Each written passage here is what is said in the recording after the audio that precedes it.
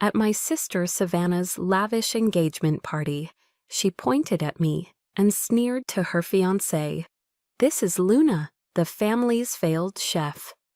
Then she leaned in, hissing in my ear, "That cheap dress, did Mom have to give you the money for it?" She didn't know that the bill for this entire party was on me. And I'm Luna Vance, 29 years old. And at my sister Savannah's lavish engagement party, she pointed at me and sneered to her fiancé, This is Luna, the family's failed chef." Then she leaned in, hissing in my ear, "That cheap dress, did Mom have to give you the money for it?" She didn't know that the bill for this entire party was on me. But that revelation would have to wait. First, I had to survive the evening. Ace and I stood under the awning of Le Ciel, taking a deep, fortifying breath as my heart hammered against my ribs. The familiar scent of lavender and rosemary from the small, curated garden. By the entrance, a detail I had insisted upon in the design, did little to calm my nerves. This was my territory, my creation, but tonight I was an intruder in my own kingdom. I pushed through the heavy oak doors, the weight of them a familiar comfort. And inside, the soft notes of a taille clair de lune drifted from a grand piano. The warm golden light from crystal chandeliers washed over tables draped in pristine white linen. It was exactly as I had envisioned it, an oasis of understated elegance in the heart of Los Angeles. Julian, my loyal manager, approached in his impeccable suit, his eyes lighting up with genuine warmth and respect. He opened his mouth, the word "a chef" already forming on his lips, but a quick, subtle glance from me stopped him. He understood immediately. His professional mask slipped back into place, his tone becoming formal, almost distant. "Ningbam Chao," he said, his voice perfectly neutral. "The Vance party is this way." He led me past the low hum of chic diners, their conversations punctuated by the clinking of glasses. He guided me to the best table in the house, a semi-private booth with a panoramic view of the city lights. And there they were, my family seated like royalty, already judging the world from their throne. Chan, my father, Richard Vance, looked up from his phone, a device that seemed surgically attached to his hand. He offered a curt, dismissive nod before his eyes returned to the glowing screen, my presence a mere footnote in his evening of mergers and acquisitions. My mother, Eleanor, gifted me one of her flawless society page smiles. It was a masterpiece of cosmetic engineering, but her eyes, cold and appraising, did the real talking. They scanned me from head to toe, lingering for a fraction of a second on my simple black dress, and the slightest, almost imperceptible frown creased her brow. "Hentit aho, Luna, darling," she cooed, her voice a confection of sweet, chilling condescension. "I was so worried you wouldn't make it. The traffic from that side of town must have been dreadful." In that side of town, my small, functional apartment in Koreatown, a world away from their Beverly Hills mansion. My brother, Carter, the hedge fund prodigy, didn't even bother to look up, his focus entirely on some chart on his own device. He'd always been mortified by my career choice, as if my working with my hands somehow tarnished the family name. And then there was Savannah, the star of the evening, radiant in a designer dress that probably cost more than my rent for a year. She rose and enveloped me in a stiff air-kiss embrace. The cloying scent of her Chanel No. 5 was suffocating. She pulled back, her smile wide and predatory. "Nanks, you made it," she exclaimed, her voice loud enough for her fiancé, Preston, to hear clearly. "I was so worried you wouldn't find a decent place to change." Chuan, the jab landed, sharp and precise, a public announcement of my supposed poverty. I said nothing, a skill I had perfected over a lifetime of such small, cruel cuts. Ian Preston, a smug man poured into a Tom Ford suit, eyed me with the casual curiosity one might afford a strange piece of furniture. "Savannah, darling, you haven't introduced me to your sister." And Savannah let out a brittle laugh, a sound devoid of any real joy. "Oh, honey, this is Luna," she said, drawing out the introduction for maximum effect. "The family's failed chef." She pronounced the word chef as if it were something distasteful, something one finds stuck to the bottom of their shoe. Then, leaning in close, she lowered her voice to a venomous hiss, her breath a hot wave of champagne against my ear. "That cheap dress, did Mom have to give you the money for it? Don't worry, Preston's brother is covering the check tonight, so feel free to eat whatever you want." Anne and I remained silent. I could feel my heart being squeezed by an invisible hand, the familiar ache of being worthless in their eyes spreading through my chest. But as I met my own reflection in the polished surface of a water goblet, I saw that the hurt in my eyes had already begun to crystallize. It was hardening into something cold, something sharp, something like ice. A Sydney waiter, one of my own staff, placed a leather-bound menu in front of me. I ran my fingers over the embossed logo of Le Ciel, my logo. The weight of it in my hands was a silent counter-narrative to their insults. It was real. It was mine. They don't know, I thought, a cold calm settling over me. They don't know that every dish they're about to criticize, every ingredient they're about to slander, carries a piece of my soul. Fine, let the play begin. The cool, heavy glass of my wine goblet felt like an anchor to the present, but my mind had already drifted far away, back to the cavernous Vance mansion in Beverly Hills. It was a house, but it was never a home. It was a collection of separate, competing kingdoms, each ruled with an iron fist. The grand living room, a sterile expanse of Italian marble and imposing abstract art, was my mother's stage. It was a place for performances where she hosted her meticulously planned charity teas for other women with too much time, too much money, and not enough purpose. They would sip Earl Grey from porcelain cups and discuss fundraising galas, their laughter echoing emptily in the high-ceilinged space. On the library, paneled in dark, imposing cherry wood and smelling of old leather and my father's expensive cigars, was his undisputed realm. This was a fortress of power, a place where he negotiated multi-million-dollar real estate deals that shaped the Los Angeles skyline. His voice, a low, authoritative rumble, was the only sound that dared to challenge the room's tomb-like silence.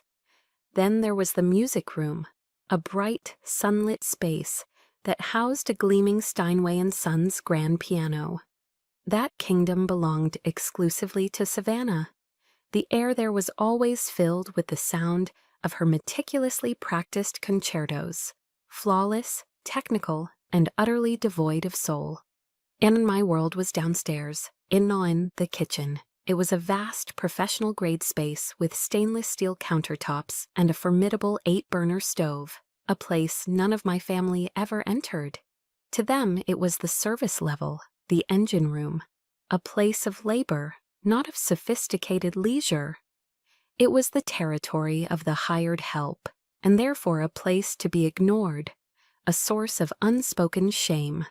But for me, it was a sanctuary. It was the only place in that entire hollow mansion that felt like home. It was the kingdom of Dolores, our gentle, kind-eyed housekeeper who had come from Mexico years before I was born.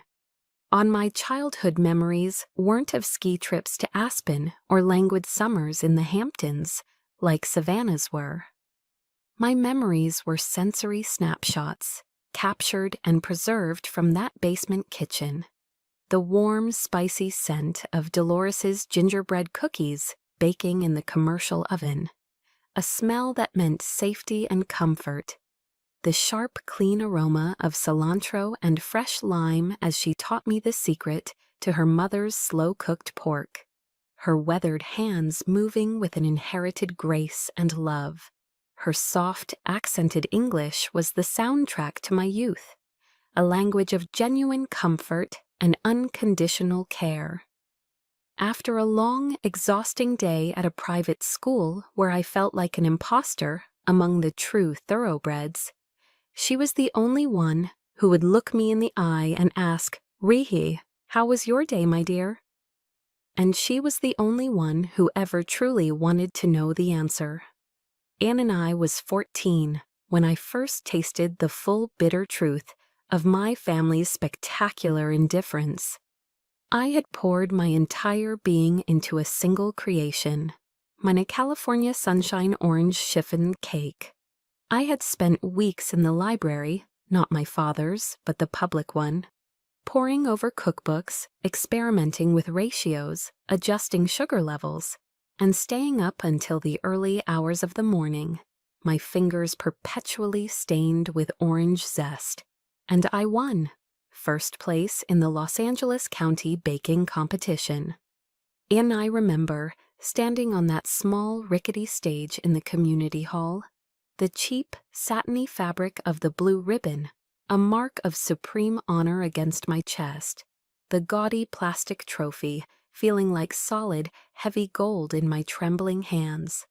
My eyes, wide with hope, scanned the sea of proud, beaming parents in the audience, searching desperately, foolishly for a single familiar face. They weren't there. Later, through a casual, offhand remark from my mother's assistant, I learned my parents had been at a Sotheby's art auction that evening. Savannah had a private dressage lesson, an auction and a horse. That's what my victory, my passion, my soul poured into a cake was worth to them. And but someone did come. Dolores. Her long shift had ended hours before, but she had taken 2 city buses across town in the drizzling, dreary rain just to be there. She found me sitting alone on the cold, hard bleachers.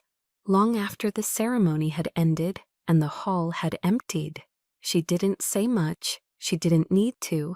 She just wrapped me in her warm, comforting embrace, her old, worn apron still smelling faintly of bleach and sweet cinnamon. In her hand, she held a single perfect pink rose, one she had furtively snipped from my mother's prize-winning, meticulously manicured rose garden. That night, I cried in her arms, not from the sadness of being forgotten, but from the overwhelming, soul-shaking gratitude of being seen. I came home and threw the trophy in the back of my closet, and not a single member of my family ever asked me about it. And the final, defining wound, the one that set the course for the rest of my life, came when I was 18. I received my acceptance letter to the Culinary Institute of America, the CIA, the most prestigious, most revered culinary school in the country. My hands were trembling as I walked into my father's library, the letter clutched like a holy scripture, a validation of everything I was. Richard Vance was reviewing a stack of blueprints, a thick cigar smoldering in a crystal ashtray beside him. He didn't look up. As I began to explain, my voice filled with a hope so fragile it felt like it could shatter into a million pieces. He cut me off. He finally lifted his head, and his eyes were as cold and hard as the polished granite on his desk. "Peña Luna," he said, his voice flat and utterly final. "Javants are not servers. We are the ones who are served." "Cooking? Ew!" He waved his hand dismissively, as if swatting away an annoying fly. "Re-honor is for the help. For people like Dolores, you will attend UCLA. You will get a business degree. That is the end of this discussion." The cruelty of it stole my breath. It wasn't just the blunt rejection of my dream. It was the casual, brutal way he equated my passion with a servant's station, lumping me in with the woman I loved and respected most in the world, as if we were one and the same. The help. A scar was carved into my heart that day, a permanent reminder of my designated place in the Vance family hierarchy. I was and would always be downstairs. An eye blinked, the painful memory dissolving, the sharp edges of it softening as I focused on the present. I was back at Le Ciel, the murmur of the restaurant, a low, comforting thrum around me. I looked at the glass of deep red Cabernet Sauvignon in front of me, its color like blood and velvet, rich and complex. And my father was right about one thing. Cooking is for serving. And tonight, I would serve him a lesson he would never forget. The night I walked out of that mansion, my father's final words echoed in the cavernous foyer. If you walk out that door, don't expect a single dime. I didn't.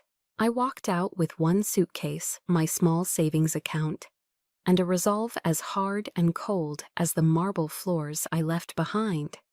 And the next 5 years were a blur of fire, sweat, and tears.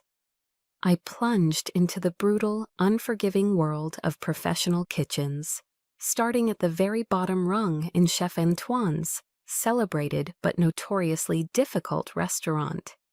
He was a tyrant, a culinary dictator who ruled his kitchen like a battlefield. 18-hour days were the norm. The searing heat from the ovens was a constant assault. The air was thick with the cacophony of clattering pans, the relentless rhythm of chopping knives, and Chef Antoine's explosive, French-accented curses. My arms became a roadmap of my education, a chaotic tapestry of fresh burns laid over the faded silver of old ones.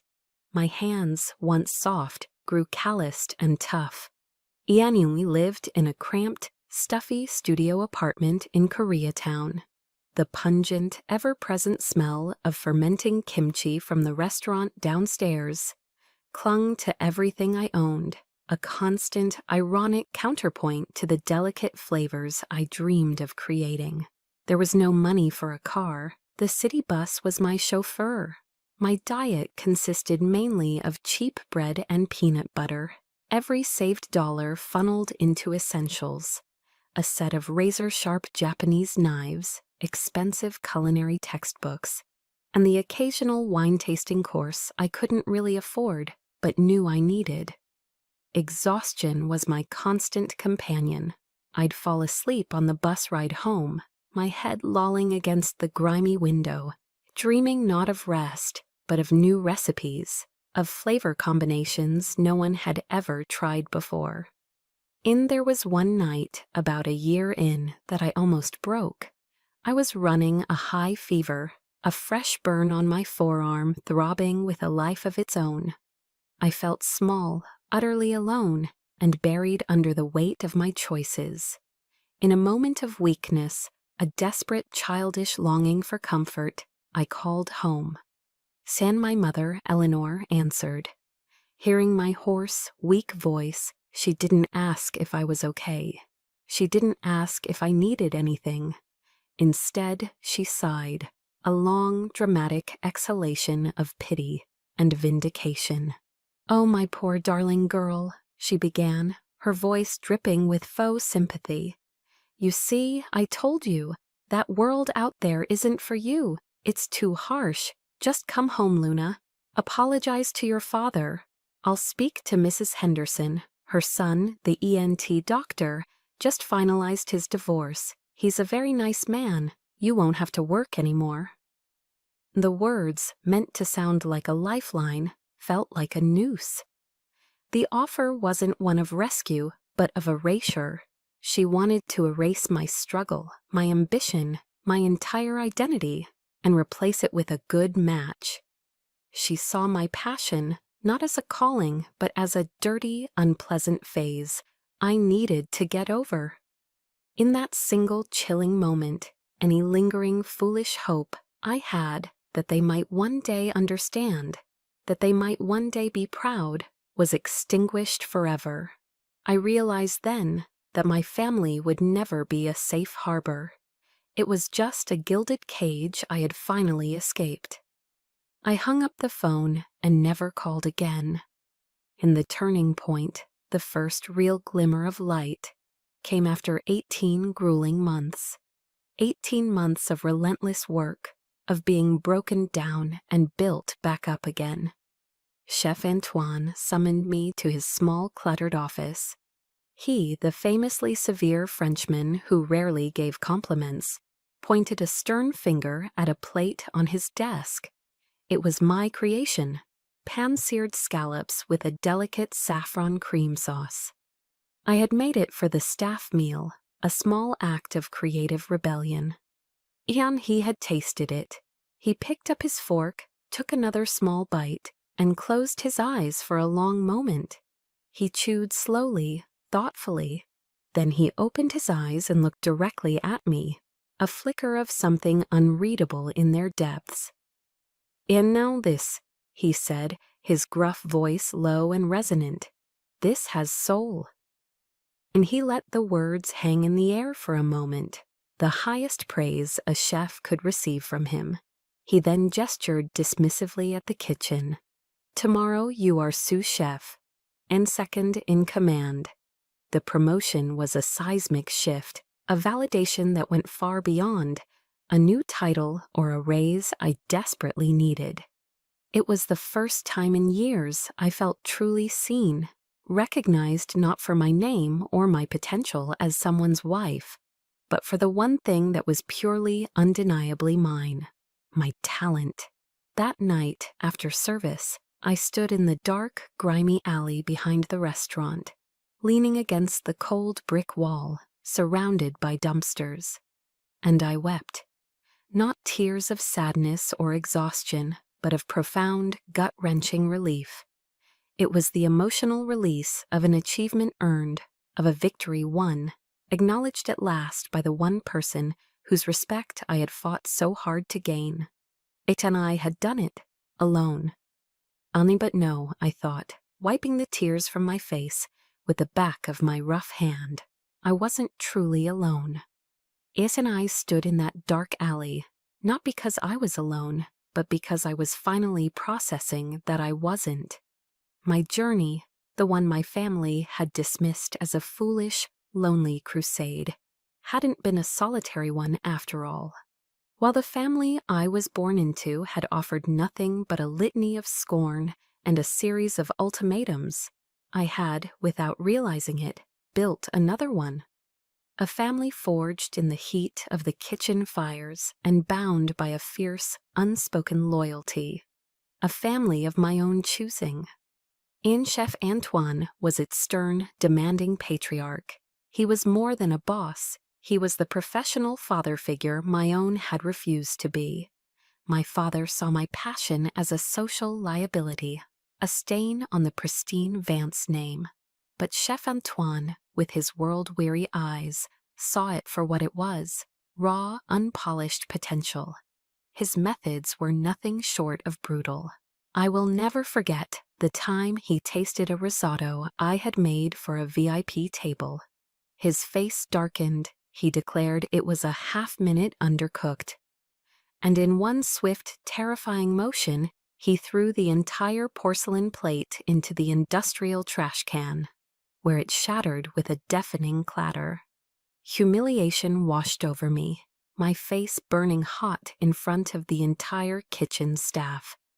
I thought I would be fired, but later that night, long after everyone else had gone and the kitchen was quiet, he found me silently scrubbing down my station. He didn't apologize. That wasn't his way. Instead, he pulled up a metal stool, took a handful of raw arborio rice from the pantry, and spent the next hour teaching me how to feel the exact moment a grain was perfectly al dente, simply by rolling it between my thumb and forefinger. "Sinenzane, a recipe is a map, not a destination," he'd said, his voice softer than I'd ever heard it. You don't cook with your hands, Luna. You cook with your heart and your mind. They will tell you when it is ready.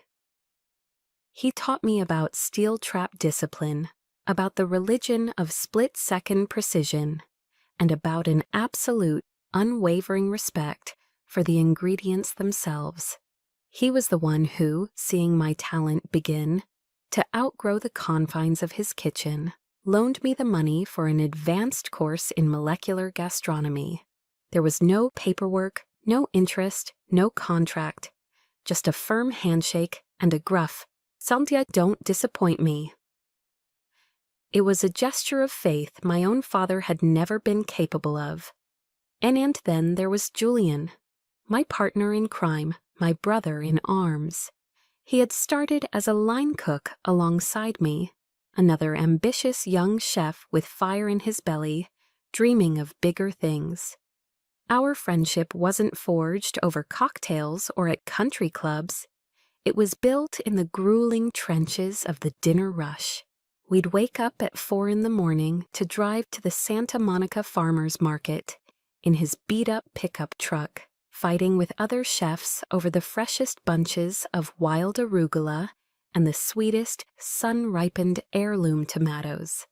We survived grueling double shifts fueled by nothing but adrenaline and burnt, cheap coffee.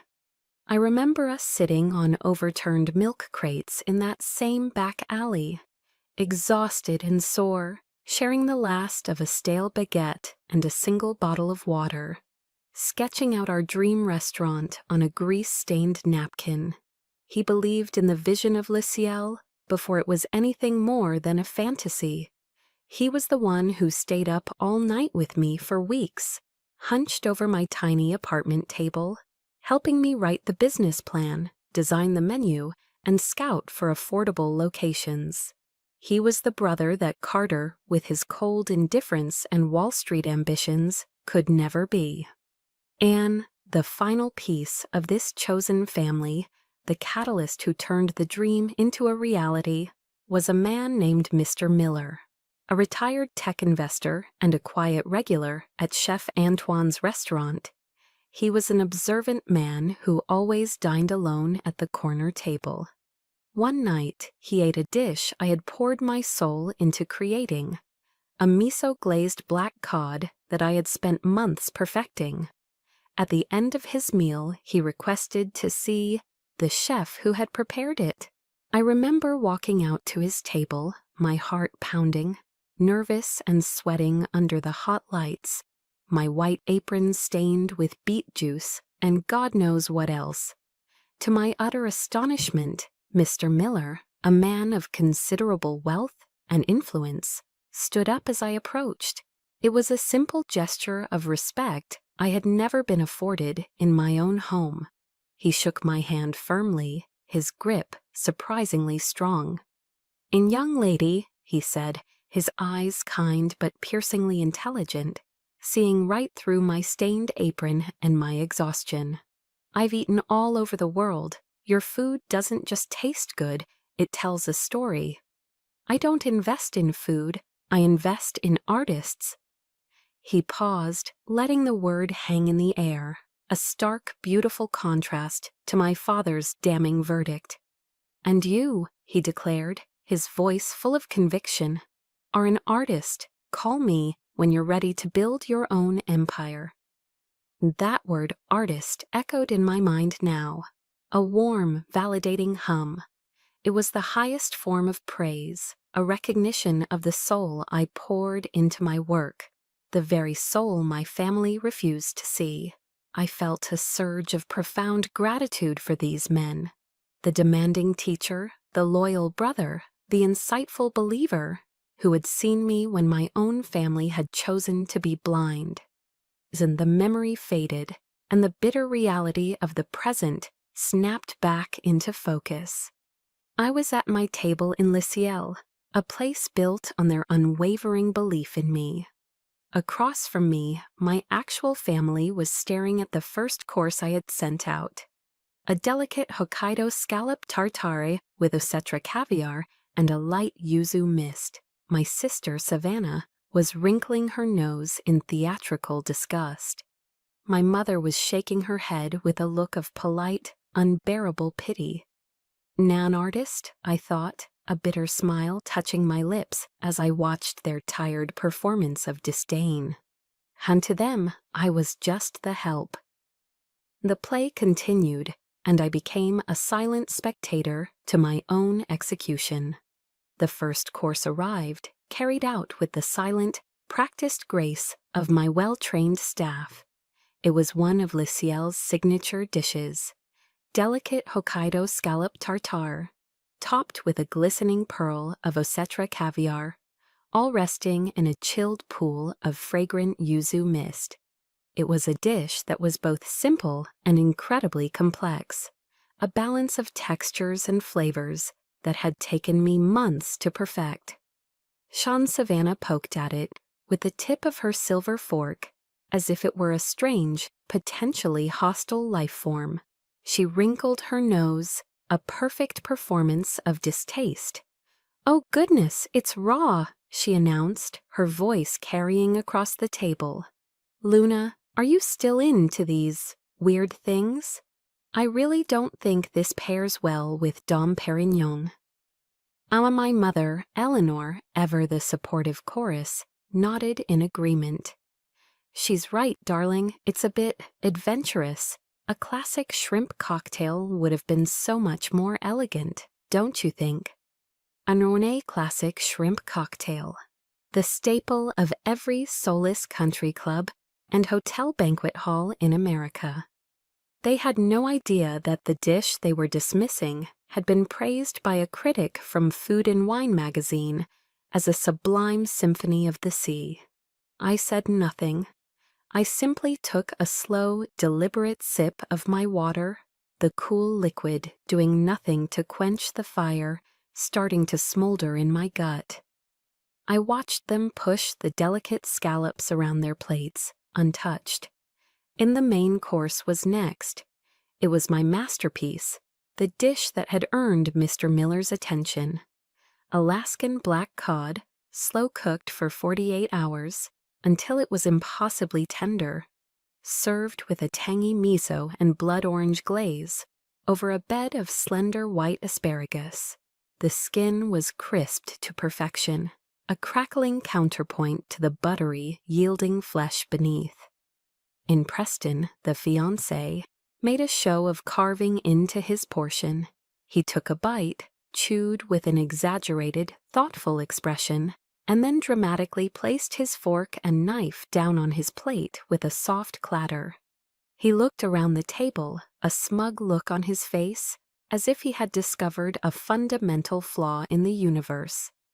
"Excuse me," he called out, snapping his fingers to get a waiter's attention.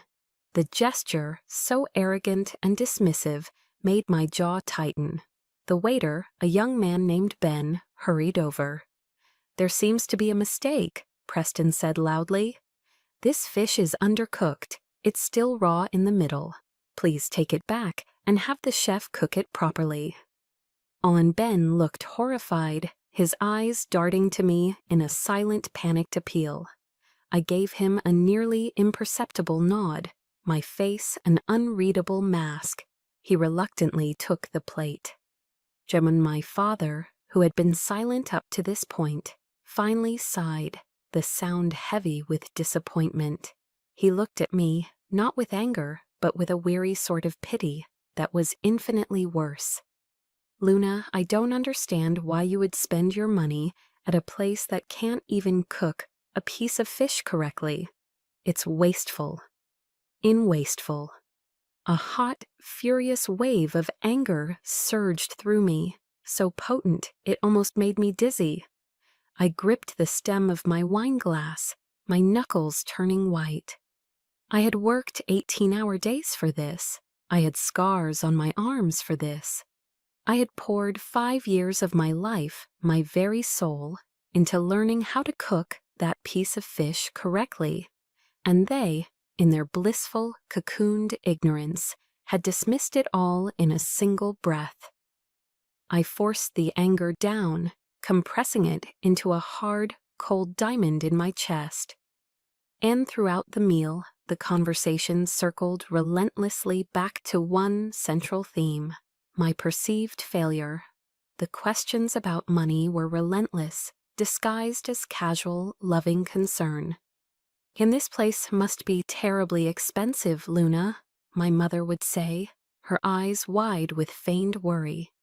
"And I bet that job at whatever diner you're at doesn't even cover a bottle of water here," Carter chimed in, his first and only contribution to the conversation, his voice laced with the casual cruelty of someone who has never worried about a bill in his life. Shen Savannah, of course, delivered the final blows. "You must have blown all your savings on this, haven't you, sis?" she'd ask, her voice sickeningly sweet. "Don't worry, Preston's covering your share. It's the least we can do." Each question was a carefully aimed dart, each remark a fresh turn of the knife. They were reinforcing the narrative they had written for me. Luna, the poor, struggling failure, the black sheep, the charity case, pathetically trying to play dress-up in a world she didn't belong to. They had no concept of my reality, no desire to understand it. They were happy in the little box they had built for me. And when Ben returned with the recooked fish, a fresh, identical, and perfectly cooked plate I had instructed the kitchen to fire, Preston still sniffed at it with suspicion before deigning to eat it. The tension at the table was thick enough to cut with one of my Japanese knives. I had watched them. I had listened. I had endured. And every condescending word, every dismissive glance, was like a blunt knife sawing away at my soul. They weren't just criticizing food, they were trampling on 5 years of my sweat, my blood, my tears. And have you ever felt that? Have you ever poured your heart and soul into something, a project, a piece of art, a garden, only to have it casually dismissed or ridiculed by the very people whose approval you once craved? It's a pain worse than hatred. It's the soul-crushing pain of absolute, utter disregard. And in that moment, I knew enough. This play needed a final act. In the dessert course arrived, a final piece of edible theater. It was a perfect sphere of dark Valrhona, chocolate, shimmering under the soft lights.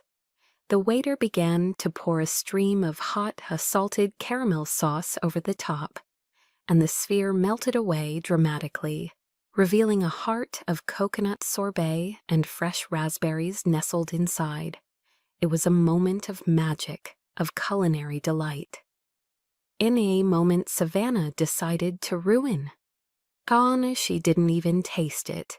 She simply put her fork down with a sharp click against the porcelain, and her face crumpled. The tears came on cue, glistening in her eyes as she turned to Preston. "No, Preston, I can't take this anymore," she choked out, her voice thick with manufactured sorrow. "We tried so hard to have one perfect evening to celebrate us, and she's ruined it. She just came here to make us all uncomfortable. She's jealous of my happiness." Every head at the table swiveled to face me, a jury of 4 delivering a swift, silent verdict of guilty. My father's face was a thundercloud of fury. He slammed his hand lightly on the table, just enough to make the silverware jump. "Luna," he growled, his voice low and dangerous, "for look what you've done to your sister. Apologize to her, now." And I remained silent, my eyes fixed on Savannah's flawless performance. She was a master of her craft, weaponizing her fragility with the skill of a seasoned actress. My mother leaned across the table and grabbed my hand, her grip surprisingly strong, her diamond rings digging into my skin. "No, Luna, please stop this," she pleaded, her voice a stage whisper. "And I know life has been difficult for you, but being jealous of your own sister is just unseemly. You should be happy for her. Just apologize to Savannah and Preston, darling. For me, don't spoil this important night. In Preston, seizing his moment to be the valiant protector, wrapped his arm around Savannah's trembling shoulders. He looked at me, his face a mask of condescending pity. Yes, Luna, Savannah's right. If you couldn't afford a place like this, you should have just said so. We could have gone somewhere more appropriate for you. There was no need to act out like this just to get attention. Inting woman, that was it. The final drop, the one that causes the flood. Isn't his words, appropriate for you, get attention, landed not with a sting, but with the deafening clang of a prison door slamming shut. They were trying to lock me back into the tiny, pathetic box they had designed for me years ago. The box labeled Heart Failure, Duckgay. And a strange, terrifying calm washed over me. The knot of anger and hurt in my stomach didn't disappear, but it solidified, transforming from a hot, churning mess into something cold and heavy, like a block of granite. And slowly, deliberately, I folded my linen napkin and placed it on the table beside my plate. And I lifted my head and looked at each of them, one by one. I met my father's furious glare, my mother's pleading eyes, my brother's bored indifference, and Savannah's triumphant, tear-streaked face. The years of practiced hurt vanished from my expression, replaced by a glacial composure that was so foreign it startled even me. I saw the flicker of confusion in their eyes. They were expecting tears. They were expecting a scene. And I gave them neither. And I didn't shout. My voice, when it came, was even, clear, and carried across the table with unnerving clarity. Get attention, I repeated, the words feeling strange on my tongue. Was appropriate? A small, humorless smile touched my lips. It was a smile that didn't reach my eyes. My eyes were ice.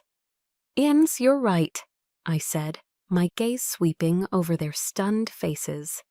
This place, it really isn't appropriate for you. In the cryptic words hung in the air, thick with unspoken meaning.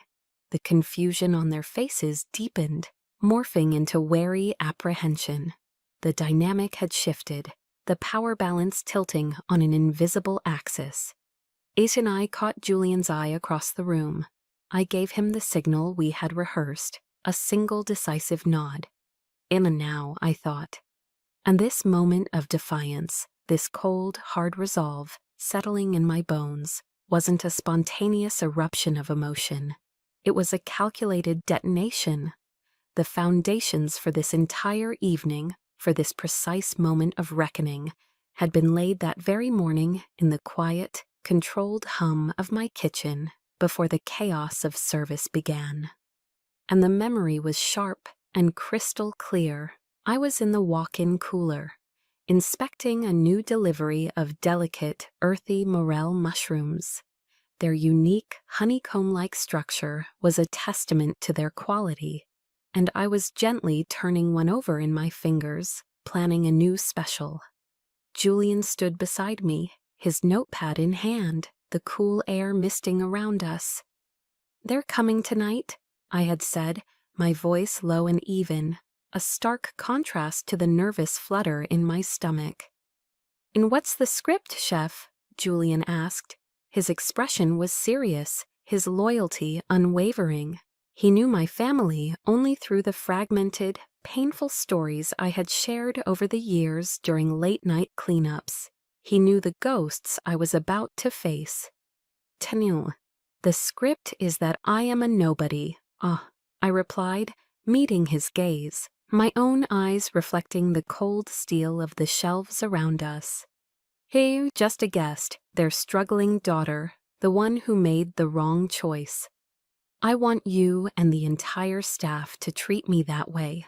No special attention, no deference, nothing that would give the game away." I paused, emphasizing the next critical point. "Fix, but the food and the service must be utterly unimpeachably flawless. So flawless that their inevitable criticisms become absurd. I want their ignorance to be the star of the show, not my cooking. And Julian nodded slowly, a flicker of grim understanding in his eyes.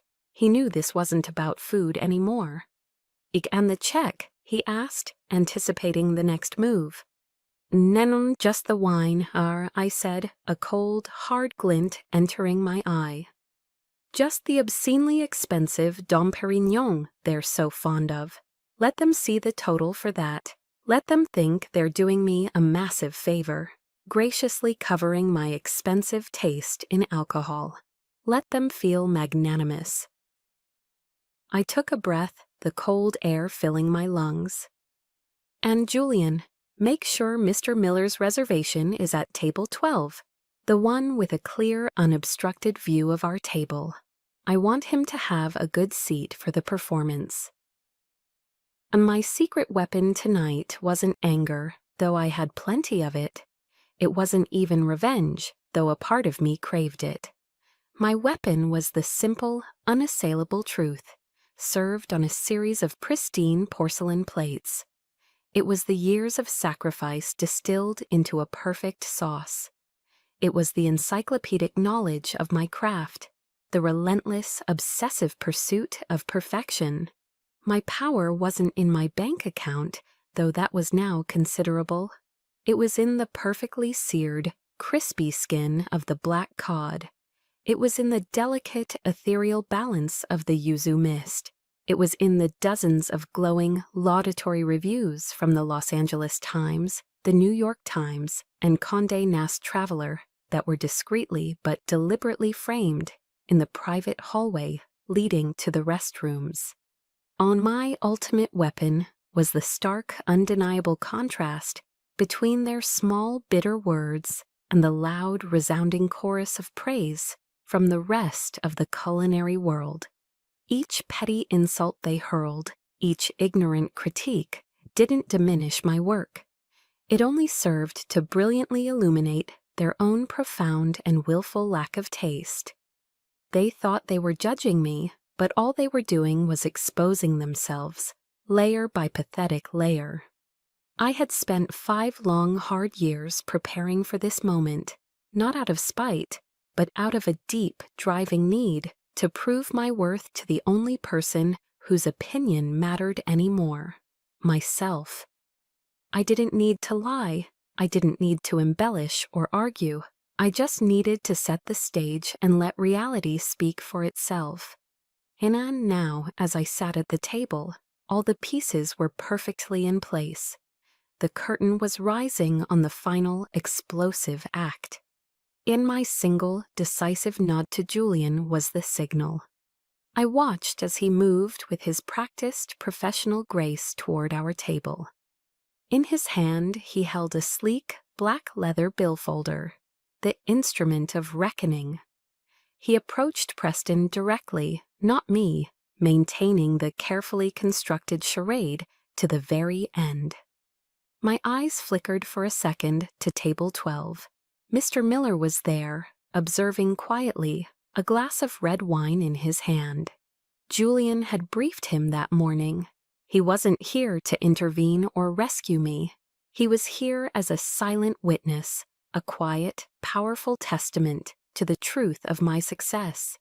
His mere presence in the room was a subtle but potent confirmation of the world I now inhabited. A world my family couldn't even begin to comprehend. Every piece on the chessboard was exactly where I had placed it. The self-righteous king, the manipulative queen, the arrogant knight, the complicit bishop, all of them blissfully trapped in a game they didn't even know they were playing. And I, the pawn they had so carelessly sacrificed years ago, had painstakingly crossed the board and become a queen. Julian presented the billfolder to Preston. The air was thick with a palpable anticipation that only I seemed to feel. My family was relaxing now, basking in the false glow of their perceived victory over my sullen, jealous mood. Savannah was whispering to my mother, likely planning her wedding seating chart, a world where I would be seated at the furthest, most insignificant table. My father was already scrolling through his emails again, his duty as a parent for the evening complete. Ethan Preston took the bill, a smug, proprietary look on his face. He reached for his wallet, his movements ostentatious and slow, ready to perform the grand, magnanimous gesture of paying the check. He was ready to pull out his gleaming black American Express Centurion card, the ultimate symbol of the status he so desperately craved. And he opened the leather folder. "Now let's see here," he murmured, his voice dripping with condescension, loud enough for me to hear. John Preston stared at the bill inside the sleek leather folder, his smug, self-satisfied expression slowly curdling into one of genuine confusion, his brow furrowed in a deep line. He blinked, reading the single, elegant line of text again, as if the words might rearrange themselves into something that made sense to him. Finally, he looked up and waved a dismissive hand at Julian, his irritation palpable. "Hey," he called out, his voice sharp and carrying across the hushed restaurant. "There's a mistake here, a big one." He tapped the bill with a manicured finger. "This only lists the wine, the Dom Pérignon. Where is the charge for the food, for our dinner? We're talking thousands of dollars of food here." He looked around the table, seeking validation for this egregious error on the restaurant's part, a grand lord pointing out a flaw in his fiefdom. Julian, a pillar of professional composure, remained perfectly still. "There is no mistake, sir," he said, his voice calm, clear, and utterly professional. "The dinner has been taken care of." Preston let out a short, derisive bark of a laugh. He gestured dismissively toward me with a flick of his chin, not even deigning to look at me. "Taken care of by who?" he scoffed. "Certainly not by her." In the air crackled. The world seemed to slow down. This was the moment. The cue. And Julian turned his body slightly, a subtle but seismic shift in allegiance. He directed his full, respectful attention to me for the very first time all evening, ignoring the others at the table as if they had ceased to exist. "Miss Vance," he said, his voice now filled with the warmth and deference he had been diligently suppressing all night. "Is there a problem I can resolve for you? I only ask because your meeting with the investors from Tokyo is scheduled to begin in 15 minutes. The silence that fell upon the table was absolute, a sudden, heavy vacuum that sucked all the air out of the room. Every bit of ambient chatter, every clink of silver from neighboring tables, every distant note from the piano seemed to cease. 4 pairs of eyes, my family's eyes, swiveled to stare at me, wide with a collective, stunning disbelief. I could almost hear the gears grinding in their heads, struggling to process the impossible new data points. Ms. Vance, investors, Tokyo. The words didn't fit the narrative they had so carefully constructed for me. And this was my stage now. The spotlight was mine. And slowly, deliberately, I rose to my feet. My movements were fluid and unhurried. I reached down and smoothed the front of my simple black dress.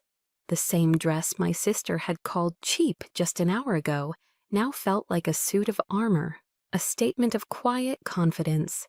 In the stunned silence of the room, it no longer looked plain. It looked powerful in its elegant minimalism. I let my gaze travel across their frozen, slack-jawed faces, savoring their shared shock like a fine, aged wine. It was a vintage I had waited a very long time to taste. "And welcome to Le Ciel," I said. My voice was quiet, but it resonated in the thick, expectant silence each word landing with the clear, final weight of a judge's gavel. I do apologize for the inconvenience. I should have been more forthcoming from the start. Aaron and I paused, letting the suspense build, letting them squirm in their confusion until it was almost unbearable. I locked eyes with my father. For the first time, he wasn't looking at his phone. He was looking at me, his expression a chaotic mixture of shock and dawning gut-wrenching horror. "And I am Luna Vance," I declared, my voice steady, strong, and ringing with the authority I had earned. "Executive chef and sole proprietor of this restaurant." And the only sound that followed was the sharp, shattering crash of a wine glass slipping from my mother's nerveless fingers and exploding on the floor. The red wine, the very same vintage they had been so enjoying, bled across the pristine white Italian marble like a fresh, accusing wound. "And you lied to us," Eleanor stammered, her hand flying to her chest, her face a mask of pale, theatrical shock. "Oh, no," I replied, my voice as cold and clean as a shard of ice. "I simply withheld the truth. I conducted an experiment. I wanted to see, after 5 long years, how my own family would treat me when they believed I was still a failure. And now," I said, letting my eyes drift over each of their stunned faces, "a scientist observing her results, I have my answer."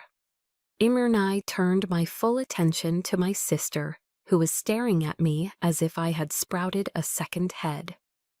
"In Savannah," I said, my voice dangerously soft, cutting through her daze, "you found the scallop tartare to be raw and weird.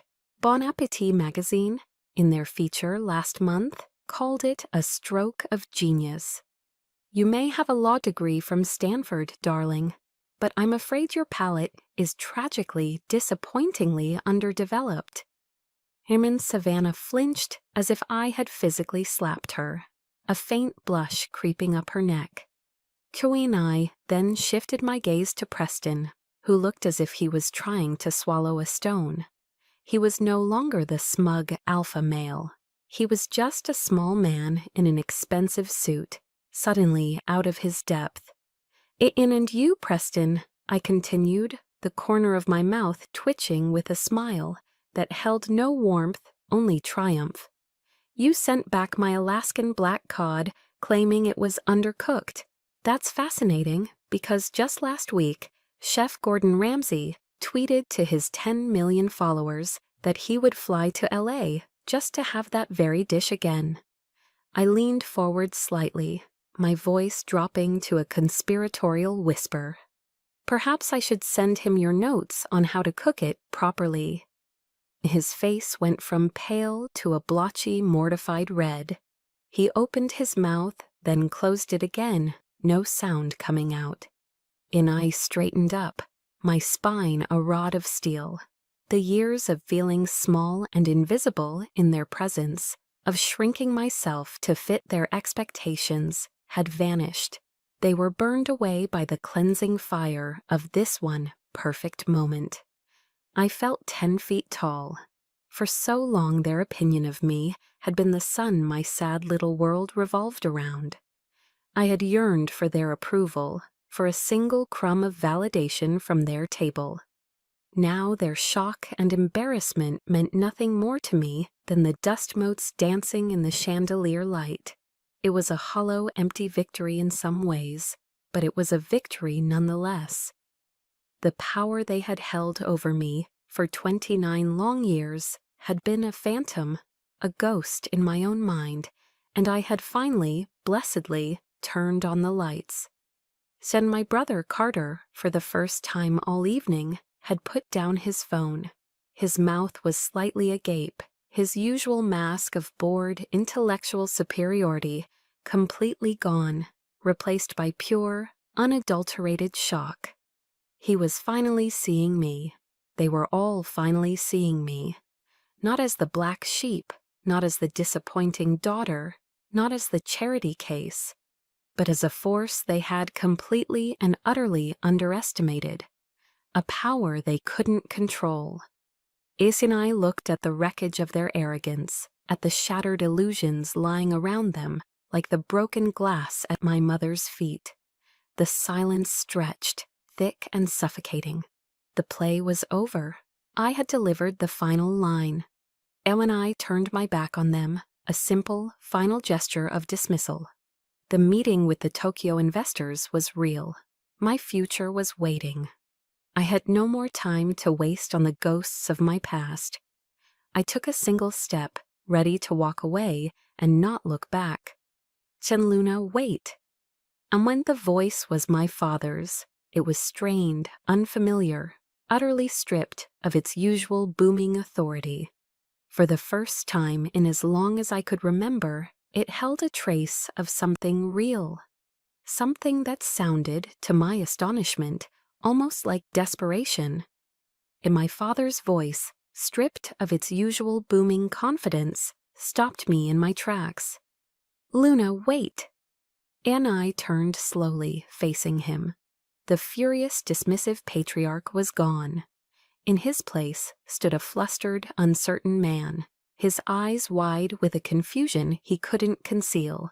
The power dynamic had been so utterly inverted that he seemed lost, unsure of his next move. "In Luna," he began again, stumbling over the words. "We need to talk. About this business. It's impressive. I have connections. I can help you expand. We can franchise." Inai held up a hand, a simple gesture that silenced him instantly. I looked directly into his eyes, and for the first time he didn't look away. "Can help me?" I asked, my voice devoid of anger, filled only with a quiet, sad clarity. 5 years ago, when I was desperate for help, when a single word of encouragement from you would have meant the world to me, what did you say? I didn't wait for an answer. You said, "Don't expect a single dime." You made your position perfectly clear then, Father. So let me make mine clear now. I don't need your money anymore, and I certainly don't need your advice. My mother rushed forward, her hands fluttering nervously. "Luna, darling, I'm so sorry. I had no idea. We had no idea. I've always been so proud of you." In a dry, humorless laugh escaped my lips. "Proud?" I questioned, shaking my head slowly. "Let's be honest, Mother. Are you proud of my success, or are you simply relieved that I am no longer the failure you were so afraid of? Pride is celebrating the journey, not just showing up for the victory parade. The two are not the same thing." Almain, her face fell, the truth of my words hitting their mark. It was Preston's turn. He had managed to compose himself, plastering a slick, apologetic smile on his face. He stepped forward, extending a hand as if we were business associates. "Luna, I am truly, deeply sorry. I was completely out of line. Your talent is just astonishing. We should talk. I think my firm could really help you."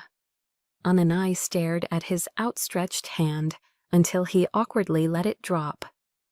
"Han, let me save you the trouble, Preston," I said, my voice cutting through his sycophantic drivel.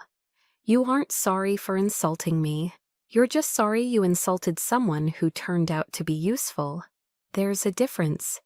I gave him a dismissive once-over. "Thank you for the offer, but as a rule, I don't partner with people who can't tell the difference between a perfectly cooked fish and a raw one. It speaks to a certain lack of discernment." Emery and I finally turned to Savannah. She was still seated, her head bowed, staring at her hands in her lap. The triumphant tears were gone, replaced by what looked like genuine shame. She wouldn't meet my eyes. "Amy and you," I said, and to my own surprise, my voice softened slightly. The venom was gone, replaced by a weary sort of finality. "Don't you ever let anyone, not Dad, not Mom, not him," I gestured vaguely at Preston, "not anyone, define your worth. Learn that now, and you'll be happier for it. Tonight's lesson wasn't just for me. In and I looked at them one last time, this strange, broken quartet of people who shared my blood but not my heart. The anger had finally dissipated, leaving behind a vast, quiet emptiness. It wasn't triumph I felt, but a profound sense of release. The heavy chains of their expectations, of my desperate need for their approval, had finally rusted through and fallen away. I was free. "And I didn't build this place for your approval," I said, speaking to all of them, and to the younger version of myself who had cried in a back alley. "I didn't do any of this for you. I did it because I love it. I did it because it's who I am." I looked at Savannah again. "I'll be at your wedding, and if you'd like, my wedding gift to you and Preston will be a private dinner for the family here at Le Ciel." I saw a flicker of hope in my mother's eyes, and I quickly extinguished it.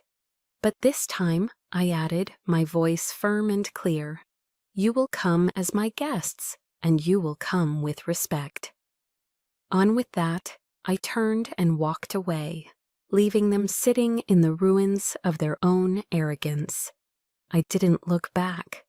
And Julian was waiting for me by the door to the private dining room, a small, proud smile on his face. "Kenim, they're waiting for you, chef," he said softly. It and I took a deep breath, pushing the image of my family from my mind. The weight was gone. The air in my lungs felt clean and new. One chapter had closed, a new one was beginning.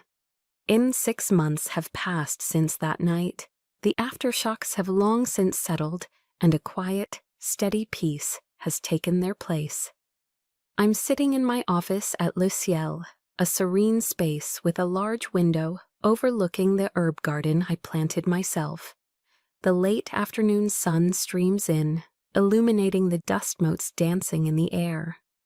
On my desk, in front of me, sits the manuscript for my first cookbook, and the title on the cover page reads, "My Mother's Kitchen." It's a title with a quiet, dual meaning that is just for me. The mother of the title isn't Eleanor Vance, the woman who gave birth to me but never knew me. It's Dolores, the woman who truly raised me, the spiritual mother who nurtured my soul. I turn to the first page, the dedication page, and with a pen filled with black ink, I write the words I've held in my heart for years. And for Dolores, who taught me that the soul of a dish comes not from the price of its ingredients, but from the love in the hands that create it. Deny pause, then add one more line. And for anyone who has ever felt more at home in the kitchen than in the living room.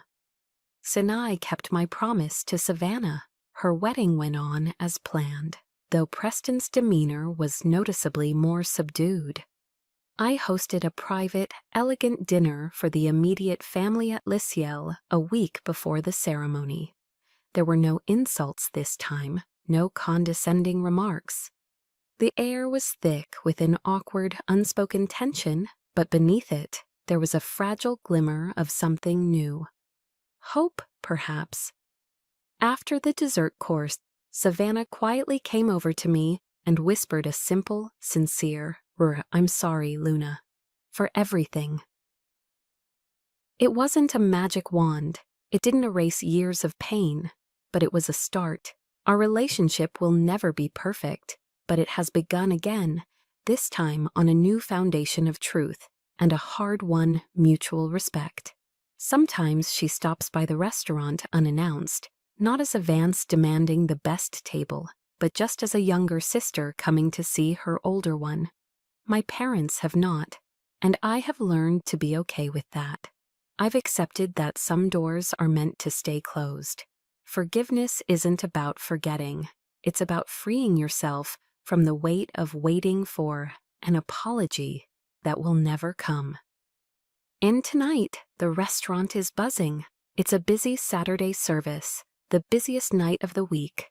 I'm not in my office anymore. I'm standing in the heart of the kitchen, my kitchen, wearing my crisp white chef's jacket. The chaotic symphony of sounds surrounds me, the sharp, rhythmic chop of knives on wooden boards, the fiery sizzle of fish hitting a hot pan, the chorus of voices calling out orders and confirmations. In Yes Chef, you order up. If fire two cod, one risotto. This is not noise to me. This is my life's music. In I look at the young, passionate chefs on the line, their faces flushed with heat and concentration, their movements a blur of focused energy. I see the same fire in their eyes that burned in mine all those years ago. I see a young woman no older than I was when I started, carefully plating a dish, her brow furrowed with intense focus. I walk over, taste a drop of her sauce, and suggest a tiny pinch more of salt. She nods gratefully, a look of respect in her eyes. And in that moment, I realize what true success feels like. It's not the Michelin star that now graces our entrance, though I am proud of it. It's not the glowing reviews or the magazine covers. Those are just byproducts. The real success, the most profound victory, was the courage to choose my own path, to live a life that was authentically mine, even when it meant walking away from everything I had ever known. It's the quiet joy of finding a family in the most unexpected of places. It's the alchemy of turning the scars of the past not into bitterness, but into a source of strength and empathy, a well from which I can create beauty. And I found myself not when the world finally decided to approve of me, but in the long, lonely, arduous journey of approving of myself. And that, I've learned, is the most delicious success of all. And thank you for listening to my story. The journey wasn't easy, but finding the courage to define my own worth was the greatest recipe I ever created. Maybe you have a similar story, a moment you chose yourself over the expectations of others. I would be honored to read about it in the comments below. Senior stories matter. They remind us that we are not alone. If you enjoyed this, please consider subscribing to our channel, Chosen Revenge, for more true stories that empower and inspire. Until next time, be true to yourself. It. Check it